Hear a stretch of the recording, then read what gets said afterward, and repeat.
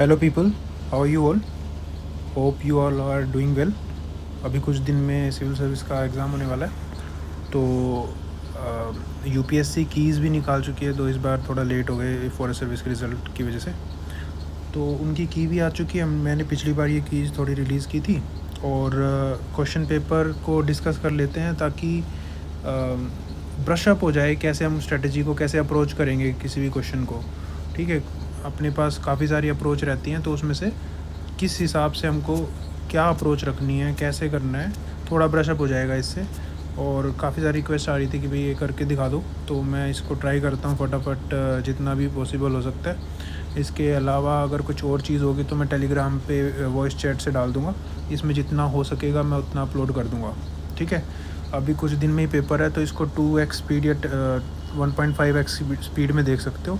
जितना मैंने अप्रोच बता रखी है टेलीग्राम चैनल पे, जो पहले से फॉलो करते हैं उनको पता होगा। यहाँ पे मैं ट्राई करूँगा ब्रीफली कितना जो भी हो सकता है बताने की, लेकिन सब कुछ नहीं बता सकते एक वीडियो के अंदर। बट जिसने जो फॉलो करता है चैनल को या फिर टेलीग्राम चैनल को और मेरी स्ट्रेटजीज़ को, वो थोड़ा सा जान पाएंगे। बट हाँ, इसमें एज अ लेमन भी ट्राई करेंगे कि कैसे अप्रोच रखना है। एक ब्रॉड अप्रोच आपको समझ में आ जाएगी। तो मैं सबसे पहले एक ब्रॉड अप्रोच का ये बोलने वाला हूँ सबसे स्टार्टिंग में, किसी भी क्वेश्चन को स्टार्ट करने से पहले, कि देखो 2-4 ब्रॉड अप्रोच ये होती है कि अगर मैं ये बोलूँ, जैसे स्टैटिक्स जो पोर्शन होते हैं ना, स्टैटिक्स और आपका डायनेमिक। ठीक है, जो स्टैटिक क्वेश्चंस होते हैं जैसे हिस्ट्री, ठीक है, ज्योग्राफी, पॉलिटी और समवट थोड़ा सा इकोनॉमी, जो इसका स्टैटिक पोर्शन है, एनवायरनमेंट का स्टैटिक पोर्शन है, और साइंस का स्टैटिक पोर्शन है। ये जो स्टैटिक पोर्शन है ना, ये मिनिमाइजेशन लगता है। ठीक है, और जो डायनेमिक पोर्शन होता है, ज़्यादातर हमारा एनवायरनमेंट में डायनेमिक होता है, हमारा साइंस में डायनेमिक होता है, और हमारा जो डायनेमिक, अगर हमारा ज्योग्राफी से डायनेमिक आ जाए या फिर हमारा इकोनॉमिक से डायनेमिक आ जाए, तो ऐसा जो, या फिर करंट अफेयर के क्वेश्चंस हो गए, ये डायनेमिक जो क्वेश्चंस है ना, इसमें हम मैक्सिमाइजेशन की तरफ जा सकते हैं। ये जो मैक्सिमाइजेशन एंड मिनिमाइजेशन है, ये क्या होता है, जो भी आपकी 4 ऑप्शन आएंगे ना पेपर के अंदर, तो 4 आएगा, आंसर इसी में से है। ठीक है, और कहीं से तो है नहीं, 5वां कोई ऑप्शन नहीं, आपका आंसर इसी में से है। ब्यूटी ऑफ प्रीलिम्स क्या है, आपको इन्हीं में से करेक्ट आंसर लगाना है, चाहे ऊपर कितना भी तिगड़न दे रखा हो, आंसर तो इन चारों में से ही है। ये तो ठीक है, तो इन अ वे आंसर आपके पेपर में ही है, आपको जस्ट पहचानना है। तो पहचानने में हमारी स्ट्रेटजीज़ हेल्प कर सकती है। सबसे पहले अपने को तो पहचानना है, पहचानने में चीज़ें हेल्प करेगी। सेकंड क्या होता है, पहचानना के अलावा आपको ये जानना है कि कौन सा, मतलब ये लगा लो कि कैसे आपकी मिस्टेक्स ना हो। पहचानना तो आंसर है, और आप पहचानते हुए given the trend of UPSC या फिर पास्ट एक्सपीरियंस ऑफ यूपीएससी, आपकी मिस्टेक्स ना हो। कहाँ पे यूपीएससी मिस्टेक्स कराना चाहती है, वो चीज़ आपकी ना हो। तो सबसे पहले आपका क्या है कि आंसर को पहचानना।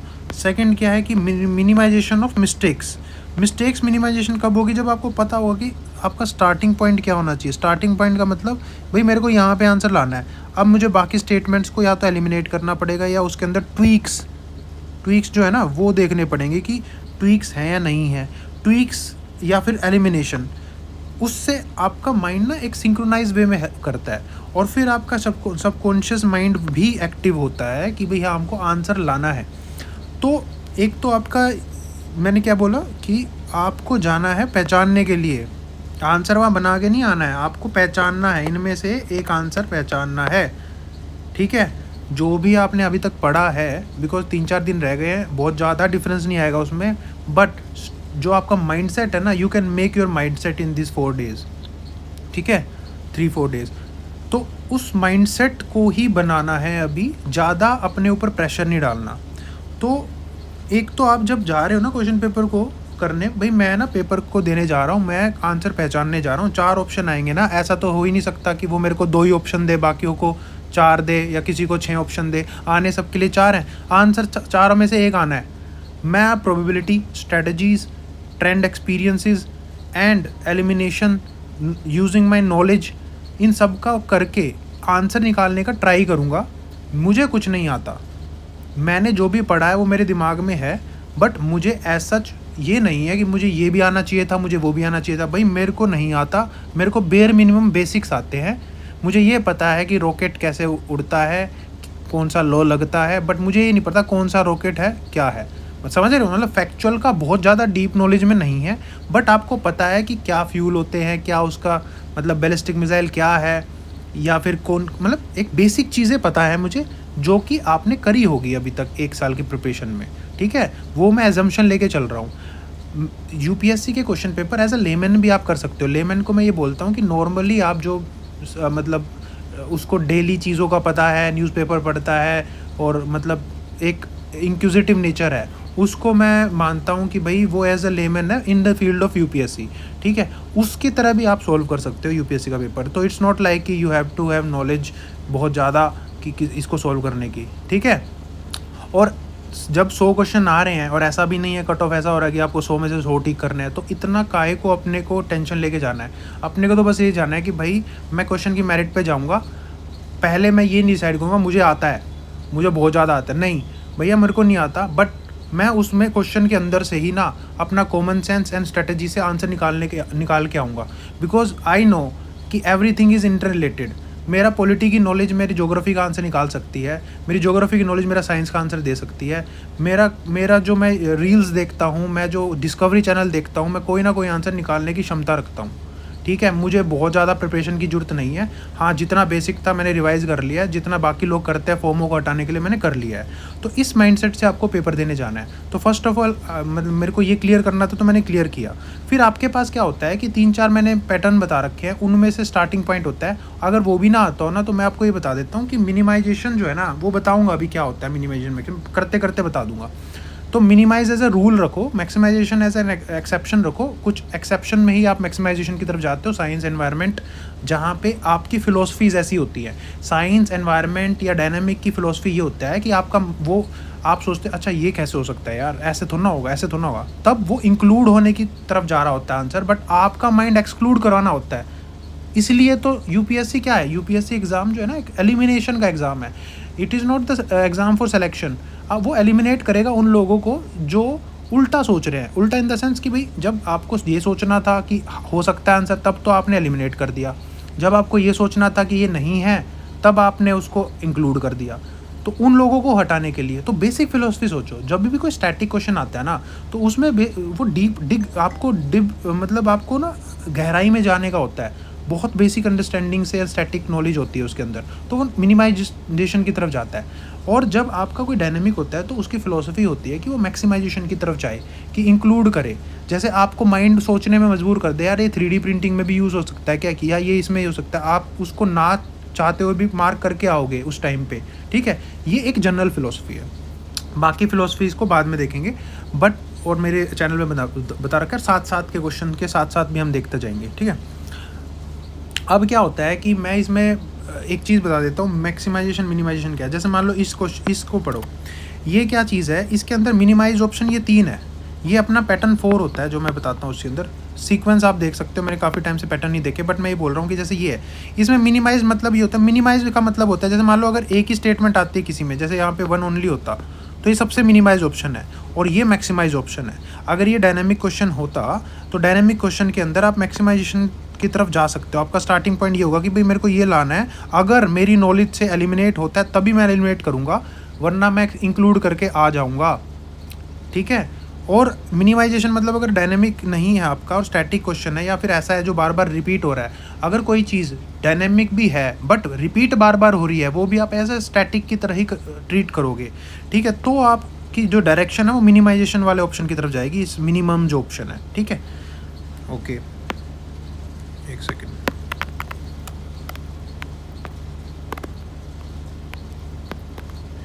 तो अब क्या करते हैं हम, अब ये करते हैं जो ये है, पहला क्वेश्चन देखते हैं फटाफट। तो पहला क्वेश्चन क्या है, total fertility rate. Total fertility rate of India,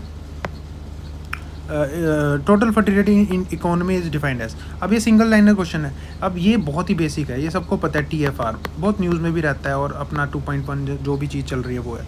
अब इसको देखोगे ना आप, तो सीधे सीधे ये बहुत इजी था, इसको करने की ज़्यादा जरूरत नहीं। The number of children born per 1000 ये नहीं है, ठीक है, फिर आपको बोर्न टू कपल ऐसा कुछ नहीं होता। इसका आंसर सीधा सीधा है, इसमें मेरे ख्याल से किसी को डाउट भी नहीं रहेगी, बेसिक अंडरस्टैंडिंग है।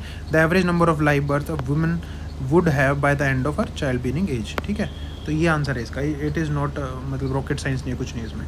अब जो सेकंड क्वेश्चन है वो थोड़ा सा डिफ़िकल्ट हो सकता है, बिकॉज मैंने जो आंसर की लगाई थी ना इसके अंदर एज अ, आप जब एग्ज़ाम दे रहे हो तो कैसा सोचोगे, तो उस हिसाब से इसका आंसर आया नहीं यूपीएससी की तरफ से, बट आप कैसे सोचना है। अब देखो, जैसे ऑप्शन अरेंजमेंट ये है, ऑप्शन अरेंजमेंट ये है, इसके अंदर क्या होता है कि जैसे ये वाला ऑप्शन है ना, इसमें मिनिमाइज तो ये है, ठीक है। अब ये है तो इकोनॉमी डायनामिक भी होती है और स्टैटिक भी होती है, ये थोड़ा डायनामिक पोर्शन की तरफ से है। तो इसके अंदर क्या हो रहा है कि आपने ये मिनिमम ऑप्शन को ध्यान देना है कि यार 3 ओनली एक में दिया है, तो आप क्या कर सकते हो इसके अंदर, या तो इस स्टार्टिंग पॉइंट आप ये रख सकते हो, क्योंकि कुछ सोच समझ के इन्होंने अलग दिया होगा। फिर आप देखोगे यार 3 ओनली है, तो ऐसा भी हो सकता है ना, या तो 1 2 हो या 3 हो। आप देखोगे फिर इसके अंदर ऑप्शन कैसा अरेंजमेंट आता है। आप देखोगे in India non banking financial company can access the liquidity, LAF जो होता है कैन एक्सेस कर सकते हैं, ठीक है। अब इन इंडिया फॉरेन इंस्टीट्यूशन जो FIIs है वो कैन आ गया, GSEC को कर सकते हैं। फिर उसके बाद स्टॉक एक्सचेंज कैन आ गया, ऑफर सेपरेट ये वो फॉर डेट। अब यार ये वाला जो है ना, आपको पढ़ा होगा कुछ चेंजेस, बिकॉज LAF वगैरह की ना चेंजेस होते रहते हैं, ठीक है। अब ये इतना डायनेमिक है कि RBI की गाइडलाइंस को आप देखोगे तब आप आंसर कर पाओगे इसका।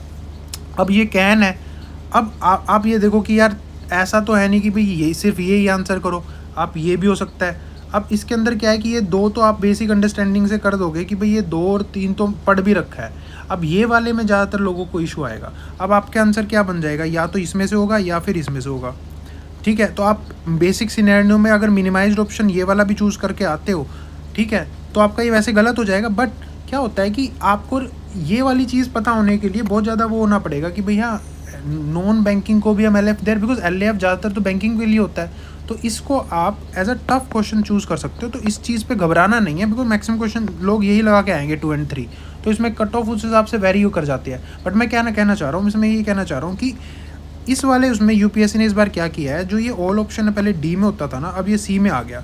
अब ये ध्यान रखना, जब भी C के अंदर ये ऑल ऑप्शन आए, बिकॉज अपनी जो ये पैटर्न बनता है ना वो ये होता है कि फर्स्ट में 1 देता है या 1 के साथ कुछ देगा, सेकंड में 1 के अलावा या जो इसमें दी दिया उसके अलावा देता है, थर्ड के अंदर ज़्यादातर इन दोनों के अलावा देता है, फोर्थ में ऑल वाला देता है। जब ये ऑल वाला इसकी जगह इसमें दे दिया, तो ऐसा कई बार ये इसलिए हो जाता है क्योंकि आपके आंसर ज़्यादातर D अगर आ रहे होंगे ऑल की तरफ, तो ये C भी लाना चाह रहे होते हैं आंसर, तो उस आंसर को ये शिफ्ट कर देते हैं इसमें। तो जब भी ऐसी चीज़ आपको एब्रेशन लगे तो इन दोनों में से आंसर वैसे भी होने के चांसेस होंगे, समझ गए। तो इसमें आंसर C है, टफ क्वेश्चन है, तो इसको उस वे में हम ये नहीं बोलोगे कि भाई आपको कर ही दोगे आंसर को। लेकिन आप क्या करते हो, आप 100 क्वेश्चन है, अगर आप 90+ का अटैम्प्ट करते हो और अच्छे से आप स्ट्रेटजी के साथ करते हो, तो आपके 100 के आस 100+ या 110 के आसपास आ सकते हैं। वो सारी मैथ बता रखी हैं, बट बशर्ते ये है कि आप उसको bravely and with the use of your common sense करके आओ।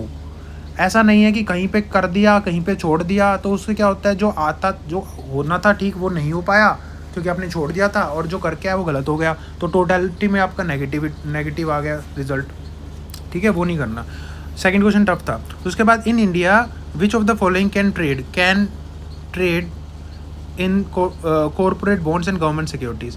ये वाला भी एक ऐसा है कि बेसिक इकोनॉमिक्स का पार्ट है, ठीक है। इसके अंदर अब ये पैटर्न ये आ गया, ये वाला पैटर्न उस वाले पैटर्न से बड़ा इजी होता है। ये 4 पैटर्न मेरे को सबसे अच्छा लगता है, और इसमें क्या है 2022 में भी बहुत ज़्यादा क्वेश्चन इसके थे, 21 में, और 2024 में भी काफ़ी आया है इसका। तो इस पैटर्न का क्या है, इसकी फ़िलॉसफी क्या है इस पैटर्न की, ये कहना चाह रहा है, हमको नहीं लेना देना इसका 3 स्टेटमेंट का। हमको तो बस इतना बता दो कि या तो इनमें से एक हटा सकते हो तो आंसर आ जाएगा इन तीनों में से, अगर आप हटा ही नहीं पाए इन तीनों में से किसी लॉजिक से तो आंसर आ जाएगा ये। तो इसका मतलब ये है कि 50% चांसेस इनमें से आने के हैं और 50% चांसेस ऑल आने के हैं, एक वे का लॉजिक। अगर आप हटा ही नहीं पाए तो ऑल लगा के आओगे, अगर आपने हटा दिया तो आंसर आ गया, इन तीनों में से एक आ गया। जैसे फॉर एग्जांपल आपने 1 हटा दिया तो आंसर आ गया ये, आपने 2 हटा दिया तो आंसर आ गया ये, अगर आपने 3 हटा दिया तो आंसर आ गया ये, और कोई हटा ही नहीं पाए तो आंसर आ गया D। तो इसका मतलब ये है कि ये क्वेश्चन फिलोसफिकली ये जानना चाह रहा है कि भाई आप हटा पा रहे हो हटा पा रहे हो तो आंसर लगा दो, नहीं हटा पा रहे तो डी लगा दो। भाई मैं जब इस क्वेश्चन को पढ़ता हूँ, corporate bond and government security, insurance companies कर सकती है, कर सकती हैं, पेंशन फंड कर सकते हैं, कर सकते हैं, रिटेल इन्वेस्टर कर सकते हैं, कर सकते हैं। मुझे कोई ऐसा रीज़न नहीं मिला कि ये 3 नहीं कर सकते। किसी किसी को डाउट रिटेल इन्वेस्टर में आ सकते हैं, बट जब आप करंट फॉलो करते हो, रिटेल इन्वेस्टर कैन जो trade in this government securities, तो उसके बाद क्या होता है, ये डी आंसर आ गया, ठीक है। फिर उसके बाद क्या होता है कि आपका 4th आएगा, ये भी इकोनॉमी का क्वेश्चन है। अब इसके अंदर क्या है, ये बेसिक से है, बेसिक से आप क्या पढ़ोगे, ऑप्शन अरेंजमेंट देखो, ये वाला अपना जो फर्स्ट वाला पैटर्न है वो है। इसके अंदर क्या होता है, फर्स्ट वाला पैटर्न क्या होता है, ए के अंदर आता है 1 ओनली, बी के अंदर आता है 1 के अलावा कोई भी 2 एंड 3, सी के अंदर क्या आता है 1 को फिर से इंट्रोड्यूस करेंगे एंड 3 लाएंगे या 2 लाएंगे, ठीक है। तो और डी के अंदर आता है ऑल, ये वाला पैटर्न था। इसमें ज़्यादातर आंसर ये वाला रखता है, तो हमारा स्टार्टिंग पॉइंट इस पैटर्न में ये वाला होगा, कौन सा, ये वाला स्टार्टिंग पॉइंट हुआ, क्योंकि इसने ऑप्शन चेंज कर दिया। अब ये देखो, इसने ऑप्शन चेंज किया तो और चांसेस बढ़ गए, बिकॉज इसने कुछ सोच के किया होगा कि सी ज़्यादा आ रहे होंगे, तो सी वाले को डी में ले आते हैं ताकि इसका डी भी बने, समझ रहे हो। तो इन दोनों जब जो पैटर्न से चेंज हो गया तो उसमें आंसर चांसेस हैं। तो मेरा स्टार्टिंग पॉइंट ये है, इसका मतलब ये 2 वीक हो सकती है। अभी मैंने क्वेश्चन स्टार्ट नहीं किया पढ़ना। इसने क्या बोला, which of the following is considered financial instruments.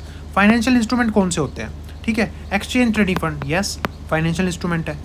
Currency swap, yes. तो मेरा इसके साथ तो जा रहा है, मेरा आंसर का पार्ट 1 एंड 3 तो बनेगा। अब मेरे को 2 देखना है, 2 अगर आंसर का पार्ट नहीं है तो मेरा आंसर बन गया।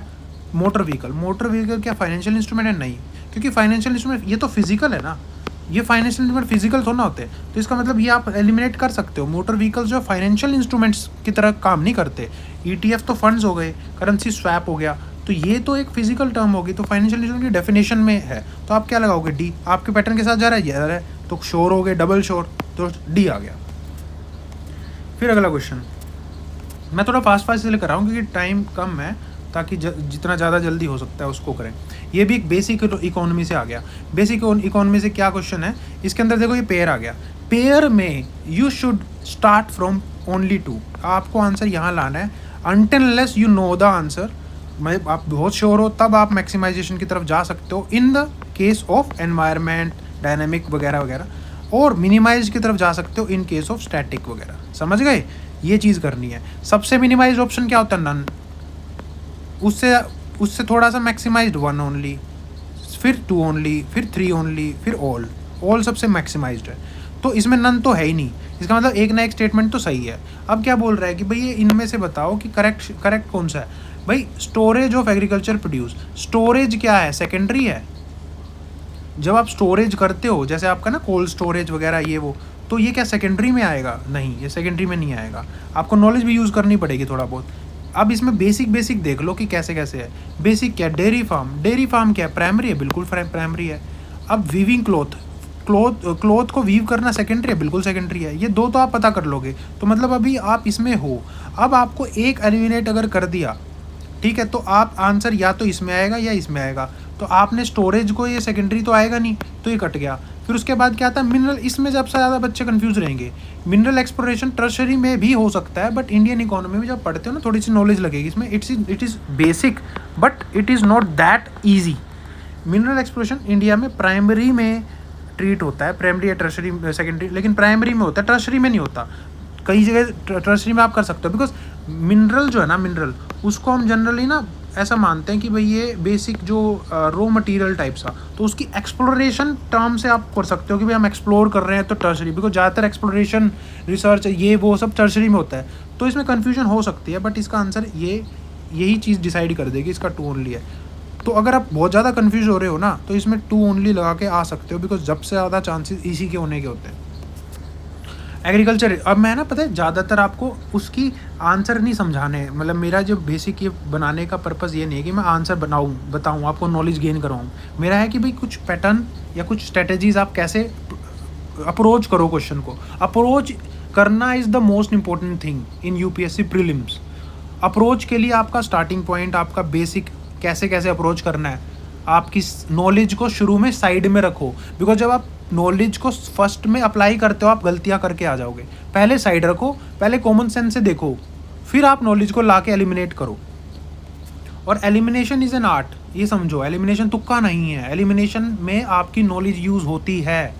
आपको आपके जो क्वेश्चन है ये आपको ये बता ट्राई करते हैं कि आपको क्या पता है, और ये सबसे ज़्यादा करते हैं कि क्या आपको पता है कि क्या गलत है। जब आपको पता है ना क्या गलत है, इट इज़ एन आर्ट, ये भी एक नॉलेज का पार्ट है आपका। आपको पता होना चाहिए क्या गलत है, सही तो चलो ठीक है बता दिया, ये भी तो पता होना चाहिए कि गलत क्या है। तो वही तो ये क्वेश्चन चेक करते हैं, वरना सिंगल लाइनर आ जाएंगे PCS की तरह। अब इसके अंदर ये क्वेश्चन आ गया, अब किसका क्वेश्चन है, ये थोड़ा एनवायरनमेंट एंड एग्रीकल्चर का है। फीड स्टॉक बोला है, feed stock for producing sustainable aviation fuel, ये सस्टेनेबल एविएशन फ्यूल बोला गया है, ठीक है। इसका फीड स्टॉक का बताओ। अब इसके अंदर देखो, ऑल ऑप्शन की सीट कौन सी होती है, डी होती थी, इसने सी में दे दिया, ठीक है। दूसरा क्या है कि ये एनवायरनमेंट या उसका है, तो आपका स्टार्टिंग पॉइंट क्या हो सकता है, मैक्सिमाइजेशन की तरफ जा सकते हो, मतलब इस पे जा सकते हो। अब ये ऑप्शन आपके क्या होते हैं कि भाई ये आ सकते हैं आंसर, बट आंसर ये आ गया तो आपको बहुत ज़्यादा घबराने की जरूरत नहीं है, आप मार्क कर सकते हो, कॉशियस नहीं रहना। जब आपका ज्योग्राफी पॉलिटी साइंस वगैरह, ज्योग्राफी पॉलिटी हिस्ट्री वगैरह का क्वेश्चन है, उसमें अगर ओल आ रहा है ना तो कॉशियस रहना है, वो आपको ट्रैप कर सकता है, आपको ट्वीक पहचानने की जरूरत है। इन वाले क्वेश्चंस में आप देखोगे कि भाई कुछ एलिमिनेट हो रहा है, नहीं हो रहा, तो आप इजीली ऑल करके आ सकते हो। ऊपर से सीट भी चेंज है, सीट चेंज कुछ फिलोसफी से करते हैं। अब उसके बाद क्या है, एग्रीकल्चर रेजिड्यू, भाई फीड स्टॉक है सस्टेनेबल एविएशन फ्यूल के लिए, ये बायोमास है, कर सकते हैं, कॉर्न गेन भी कर सकते हैं, वेस्ट वाटर ट्रीटमेंट स्लज ये तो करते ही हैं। फिर उसके बाद वुड मिल वेस्ट, ये भी वेस्ट है। अब इसी में बायोमास है, इसमें बायोमास से कर ही सकते हैं, और सस्टेनेबल वर्ड यूज़ हो रहा है, फीड स्टॉक यूज़ हो रहा है, और ये फीड स्टॉक वाली चीज़ें हैं, तो ऑल आ सकता है आंसर। कुछ इसमें कुछ आपको कुछ अलग पता है तो ही तो एलिमिनेट करोगे, नहीं पता तो ऑल लगाओ ना यार, टैक्स तो ना लग रहा है लगाने का, लगाओ इस चीज़ को और आगे बढ़ो। उसके बाद क्या है, with reference to the physical capital gain, physical capital in India, Indian economy consider. अब फिजिकल कैपिटल जो है ना उसको बताना है, इसमें क्या है, करेक्टली मैच क्या है। भाई इन्होंने बोला आइटम एंड ये, अब ये वाला पेयर आ गया, आपका स्टार्टिंग पॉइंट क्या है, ये लाना है मुझे तो भैया। अब इसमें क्या है, आपको कुछ एलिमिनेट करना पड़े देख लेना। ज़्यादातर क्या होता है, ये आंसर इसलिए होता है बिकॉज इसके पीछे फिलोसफी है, दो को चेंज कर देंगे, एक्सचेंज कर देंगे। एक्सचेंज करने के लिए क्या होता है भाई, कुछ और XYZ बाहर से लाने से बेटर है इनमें से ही कुछ चीज़ को ऊपर नीचे कर दिया आगे पीछे, ठीक है, तो आंसर आ गया, इसलिए 2 आ जाता है। अब फार्मर्स फ्लो, भाई ये क्या वर्किंग कैपिटल है, ये वर्किंग कैपिटल है या कुछ और भाई कैपिटल क्या होती है, वर्किंग कैपिटल भाई पीछे से कोई चीज़ आपको उसमें चाहिए होती है, ठीक है, उसका वियर एंड टियर होता है, बट ये वर्किंग कैपिटल में नहीं आता। Farmer flow, computer fix capital है, हाँ भाई एक आपने कंप्यूटर लाया, आप एक बात बताओ, फिक्स कैपिटल की भी तो डेप्रिशिएशन होता है, ऐसा नहीं है कि नहीं हो सकता, but it is a fix because आपको वो नॉर्मली यूज़ करनी है। उसके अंदर इलेक्ट्रिसिटी आके कोई ऐसी चीज़ तो नहीं आ रही ना कि भाई कुछ ओवर चीज़ ला रहे हो, मतलब अगर आप इलेक्ट्रिसिटी की बात करें तब वो चीज़ फिक्स में नहीं आएगी, बट कोई कंप्यूटर या बिल्डिंग या कुछ है फिक्स में आता है। उसके बाद यान यूज्ड बाय द व्यूअर, ये भी फिक्स है नहीं, जो यान है वो तो यूज़ होता रहेगा ना, यान लाए, मशीन फिक्स्ड है, यान फिक्स थोड़ा है, ठीक है। अब मशीन फिक्स्ड है तो उसके अंदर क्या चीज़ है, ये फिक्स नहीं है, तो ये भी गलत हो गया। तो 2 तो आपने एलिमिनेट कर दिए। फिर उसके बाद क्या है, ये फिक्स, ये तो ठीक हो गया, ऐसा तो आंसर है नहीं कि नन तो नहीं है, कोई ना कोई तो ठीक है। अब पेट्रोल का क्या है, वर्किंग कैपिटल, बिल्कुल है वर्किंग कैपिटल, बिकॉज पेट्रोल आता रहेगा, जैसे यान आता है और यूज़ हो जाता है, और ऐसे पेट्रोल आता है यूज़ हो जाता है मशीन में। तो ये जो चीज़ है ये और ये भी गलत हो, ये वाला सही हो गया क्योंकि वर्किंग कैपिटल है, और फिक्स कैपिटल वाला ये वाला सही हो गया। तो 2 आंसर आपका आ गया, 2 पे ठीक था, 2 आप एलिमिनेट कर गए, तो आगे बढ़ोगे करके। फिर उसके बाद क्या आता है आपका क्वेश्चन, ये वाले जो क्वेश्चन है आपको पता ही है कि कोई एक स्टेटमेंट दे देंगे, डिस्क्रिप्शन आपको बताना है। ये मैं अपने चैनल के अंदर भी बनाता रहता था, अभी तो इस साल थोड़ा कम बना पाया, मैं थोड़ा सा जॉब के साथ बिजी हो जाते हैं, बट ऐसे क्वेश्चंस आप जब देखते हो तो आप पढ़ते रहते हो चीज़ों को। अब इसमें which of the following phrase is most appropriate use to denote an interoperable network of 3D virtual worlds. एक ध्यान देना, 3D वर्चुअल वर्ड है ये, ठीक है। ये क्या हो गया, एक सेकेंड,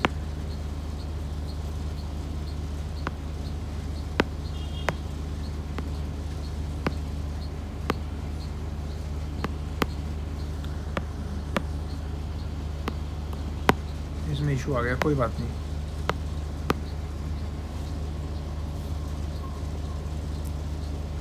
जो इसके अंदर 3D वर्चुअल वर्ल्ड है उसकी बात कर रही है, तो इसमें कुछ की टर्म है, जब भी कोई डिस्क्रिप्शन अच्छा है ना उसके अंदर हमेशा ना की टर्म्स को जो है ना वो आपको यूज़ करनी है कि भाई इसमें की टर्म क्या है। ये की टर्म है आपकी 3D आपकी की टर्म है, तो आपको उसको अंडरलाइन करना है, ठीक है। तो इसको मैं बिना इसके पेंसिल के कर देते हैं। तो आपको जो की टर्म है उसको वो करना है, क्या नाम है, अंडरलाइन करना है। ये सारा चीज़ बाद में थोड़ा, चलो कोई नहीं। 3D वर्चुअल वर्ल्ड हो गया, that can be access simultaneously by millions of user आ गया, who can exert property rights. ये 3-4 उसको ना आपको अंडरलाइन करना है। जब आप अंडरलाइन करके रखोगे ना तब आपको आंसर बताना है। और इसमें ध्यान देना, जब आपका ए आंसर आने लग जाए ना तो आपको थोड़ा सा कोशिश होना है कि ए में मत जाओ, थोड़ा सा सोचो।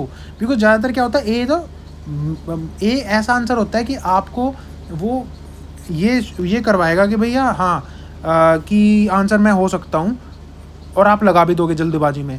इसलिए थोड़ा सा ए आने में थोड़ा सा सोचना है दोबारा। अगर आंसर देखो या मेटावर्स यहाँ लिखा होता तो आप लगा सकते थे, बट ये लिखा सी में है, तो जब डिस्क्रिप्शन टाइप आए ए आंसर आपका सीधा आ रहा हो और आप बाकियों में ना जा रहे हो तो थोड़ा सा कॉशियस होके बाकियों को पढ़ो, क्योंकि ए में ज़्यादातर ट्वीक्स रहते हैं। वो ऐसे ऑप्शन को ए रखते हैं जो उन्होंने बनाए हुए होते हैं। तो इसके अंदर बिग डाटा एनालिसिस लग रहा है यार, बिग डाटा आ सकता है कि भाई हाँ बिग यूज़ हो गया क्योंकि मिलियंस ऑफ यूज़र है ये वो, ठीक है, पढ़ा भी हुआ है भाई, ये क्या पता आंसर हो जाए। क्रिप्टोग्राफी का कुछ आ रहा है, नहीं आ रहा। वर्चुअल मैट्रिक कि भाई वर्चुअल वर्ड यूज़ हुआ है, क्या पता वर्चुअल हो जाए, नहीं। आप जब मेटावर्स के बारे में पढ़ते हो आपको पता है, it is very easy question. जिसने मेटावर्स को थोड़ा भी पढ़ा है, ये 3D वर्चुअल वर्ल्ड है, ऊपर से यहाँ पे जो आ रहा है ना प्रॉपर्टी राइट्स वर्चुअल आइटम, ये वाला इंपॉर्टेंट है, तो इसलिए मेटावर्स है। फिलोसफी क्या है कि भाई ए पे थोड़ा सा आए तो ध्यान रखना, इसको मार्क ना करना, थोड़ा एक्स्ट्रा सोचना है। फिर उसके बाद आपका आ गया है with reference to the rule imposed. अब इसके अंदर क्या है, ये वाला पैटर्न है, पैटर्न 5 बोलता हूँ मैं इसको। इस पैटर्न के अंदर क्या होता है, इसकी ना पेंसिल वर्क नहीं कर रही, हम क्या करते हैं अभी इसको छोटा वीडियो बनाते हैं, फिर अगला आपका 9 से 9 का अगला कंटिन्यू कर देंगे, ठीक है।